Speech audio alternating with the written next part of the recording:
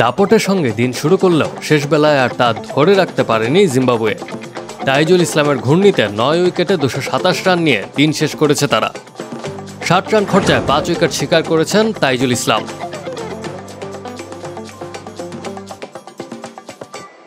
চট্টগ্রামের বীরশ্রেষ্ঠ মতিউর রহমান স্টেডিয়ামে টস জিতে আগে ব্যাটিংয়ের সিদ্ধান্ত নেয় জিম্বাবুয়ে। দলটির 2 ওপেনার ব্রায়ান বেনেট এবং বেন কারেনের ব্যাটে সমান 21 রান করে আসে। তবে 3 এবং 4-এ নেমে 50-র দেখা পান যথাক্রমে নিক ওয়েলচ এবং শন উইলিয়ামস। এর মধ্যে শন উইলিয়ামসকে তানজিম সাকিবের ক্যাচ বানিয়ে সাজঘরের পথ দেখান স্পিনার নাইম হাসান।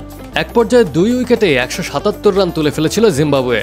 মনে হচ্ছিল চট্টগ্রাম টেস্টের প্রথম ইনিংসেই বড় সংগ্রহ করতে যাচ্ছে সফরকারীরা। বাংলাদেশের জন্য দিনটি হতে চলেছে হতাশার। কিন্তু শেষ সেশনে পাশার দান যেন উল্টে দিলেন নাইম হাসান ও তাইজুল ইসলাম। দুইজনের ঘূর্ণিতে 2 উইকেটে 177 থেকে 9 উইকেটে 217-তে পরিণত হলো জিম্বাবুয়ে। এরপর শেষ উইকেট জুটিতে অবিচ্ছিন্ন 10 রান যোগ করে 227 রানে প্রথম দিন শেষ করেছে তারা। জিম্বাবুয়ে মাত্র 40 রানের ব্যবধানে সর্বশেষ 7 উইকেটে হারিয়েছে। দলটির ব্যাটিংয়ে ধস নামানোর শুরুটা করেছিলেন চট্টগ্রামেরই ছেলে নাইম। টানা 2 ওভারে 2 উইকেট নেন এই অফ স্পিনার।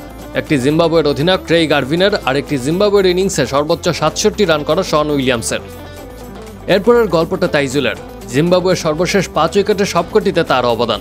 4 উইকেট নিজে নিয়েছেন, অন্যটি করেছেন রান আউট। বাংলাদেশ শুধু ম্যাচেই ফিরল না, দিনটাই নিজেদের করে নিল। চট্টগ্রামের তীব্র গরমে রিটায়ার্ড হার্ট হয়ে মাঠ ছাড়া নিক ওয়েলচ আবার ব্যাটিংয়ে ফিরলেন বটে, কিন্তু এবার কোনো রান যোগ করতে পারলেন না। আর মাত্র 2টি বল খেলেই বোল্ড হলেন তাইজুলের বলে। ইনিংসে এটি তাইজুলের 5ম উইকেট। টেস্ট ক্যারিয়ারে এ নিয়ে 16 বারের মতো ইনিংসে 5 উইকেট নিলেন বাঁহাতি স্পিনার।